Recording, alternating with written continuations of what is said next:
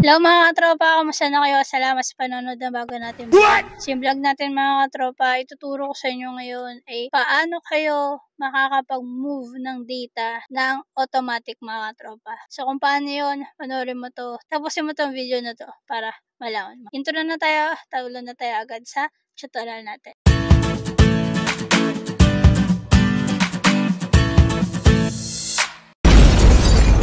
So mga tropa, ito yung data natin. So yung normal or yung easy way kung paano tayo makakapag-move ng data or copy ng data is through link. Okay? Ano yung link mga tropa? So yung una natin gagawin mga tropa is magka-copy tayo from one sheet to another sheet. Okay? So dito tayo. So yung link, yung equals, tapos punta kayo sa gusto nyong kopyahin na data. So, ito, pindutin nyo lang siya dyan. Then, click enter. So, ayan siya. So, tingnan natin hanggang letter E and hanggang 12 yung data natin. So, kapag dinrag natin yan, makakopy siya hanggang 12. So, ayan siya. Nakopy siya sa lahat. Ngayon, mga katropa, pagka sinobrahan natin, kasi, kunyari, sa future, meron pa tayong gustong makopy. So, lahat yan makikita nyo puro 0. Kasi dito hanggang 12 lang, hanggang 12 row lang yung mayroon tayong data. So, medyo pangit yung magiging data natin dito kasi nga puro 0. So, paano natin yan masusolusyonan? Na kahit sobrahan natin, pag nag-update tayo dito, mag-a-update din yung isa nating file. So, gawin natin dito, double-click natin tong link natin, pasukan natin ng if function. So, if, then ito yung logical test natin. Since 1 is equal to blank, yan, blank, dalawang quotation. Then, value if true natin, blank lang din. So, dalawang quotation. Then, value if false natin, pagka hindi blank, ang pipiliin niya na sagot ay kung ano yung nandito na data sa data natin nasa kabila sa original file. So ayan yung formula natin, then close yung parenthesis, then enter. So pagka kinapin natin ulit yung formula pa ganyan, then hanggang sa dulo, ayan siya. Mawawala na yung 0. Tapos pag nag-update tayo dito, kunyari mag-update ako ng Luzon, Milos. Ayan. So makikita natin dito, ayan na siya. Okay, nag-automatic update din siya dito. So ngayon mga tropa, yan ay from sheet to another sheet. Paano naman yung from one sheet to another file? So ganito siya. So open tayo ng file. So, ito siya. Tapos, i-view natin vertical para makita nyo yung side by side. So, ayan siya mga tropa. So, ito yung original file, itong nasa right. Itong file natin na nandito sa left, yung kokopyahin natin. O pagkokopyahin natin. Okay? So, magkaibang workbook yan mga katropa. Ito yung original, ito yung isang workbook. Okay? So, equals, tapos double click mo to. So, ayan o, makikita mo mga katropa. Ito yung title ng Excel natin. Ito yung title ng file natin. Tapos, nasa sales 1 tayo na sheet. Ayan, then A1. Then, yung formula natin, or yan yung ililink natin, then enter. So, pagka, same lang yan.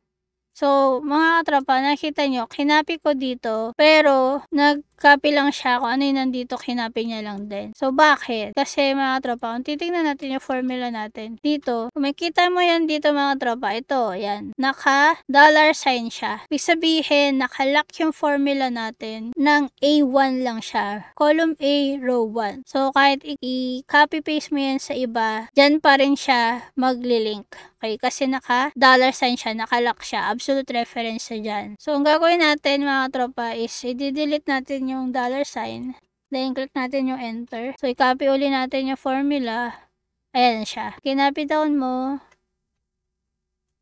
Yan pa rin yung problema natin, yan pa rin, yung may 0. So, same sa ginawa natin dun sa sheet to another sheet, ang gagawin natin is if function ulit. So, if tapos open parenthesis, then is equal to quotation is equal to blank, then another quotation blank lang ulit, then value if false mga tropa is ito, yan, yung data mo pa rin na nandyan sa original file. Tapos syempre tatanggalin mo ulit yung dollar sign, yan, kasi nakalock siya, then Yan mga tropa. Pag natanggal mo na yung dollar sign, ayan na siya. Tapos parenthesis, then enter, yan siya. Tapos copy mo uli yan. Copy down. Ayan siya, mawala na yung zero. So, ayan yung formula natin mga tropa ito. Yan yung pag-copy ng from one sheet to another sheet and from one sheet to another file. So, ngayon mga tropa, yung ituturo ko is yung pangatlo ay mas dynamic and mas magandang gawin mga tropa. So, ano yun? Dito tayo. So, makita nyo dito mga tropa, yung data ko is naka-table. So, yung dito nating data, hindi siya naka-table. So, ito mga tropa, tinable ko. So, bakit natin kailangan naka-table yung data? Para mas dynamic siya. Kasi pag naka-table, magdadagdag ka dito, automatic siya na magre-refresh or mag-a-add siya automatically. So, kung paano nyo gagawin na i-table yung isa nyong data, kunyari ito, yan. So, Control T, shortcut key, then click nyo lang yung OK, tapos ayan siya, then makakita nyo dito sa taas, punta kayo dito sa taas, nakita nyo to table name, ang pangalan niya is table 2, okay, kasi itong data natin, ito, table 1 siya, okay, so dito na tayo sa table 1, yan doon natin to. So, ayan siya. Okay, so ito mga tropa, naka-table 1, ang pangalan niya, table 1. Okay, so kung gusto nyo baguhin, pwede naman, dito nyo lang yan. Gusto nyo gawin sales. Kaso sales na tong isa natin eh. Kaya is na lang natin siya na table 1. So ngayon mga tropa, paano mag-work ang naka-table na data? So dito tayo sa kabila.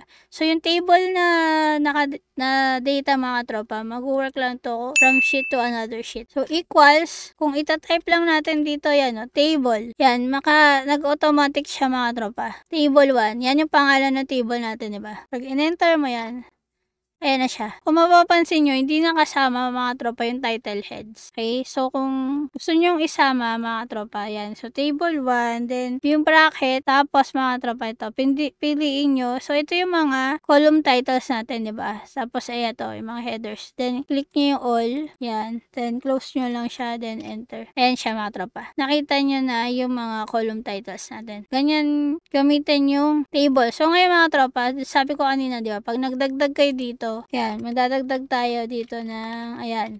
So, nakita nyo dito mga tropa, yan. Kahit dalawa lang yung tinagdag ko, nag-expand na yung table natin. Tapos, makikita nyo siya dito. Yan siya. Nag-expand din siya. Matik na din siya na nandyan. So, nagdadagdag lang tayo ng, picture. Tapos, mga tropa, yan siya, diba? So, kung i-delete ko to, i-delete ko yan. Tapos, ang gusto ko lang makita mga katropa, ay yung product, pwede din yun. So, equals, tapos table, double click, tapos bracket, tapos ito mga tropa. Product, then close, then enter. Ayan lang siya. Okay. Tapos, ang gusto ko lang ulit dito is quantity. Table, tapos bracket, quantity, then bracket, then enter. So, ayan siya. So, pwede nyo siyang i-filter ng per column mga katropa. Okay. So, ganyan gamitin yung table. Ngayon, ang problema ngayon sa table mga katropa is hindi din siya super dynamic kasi by columns lang ang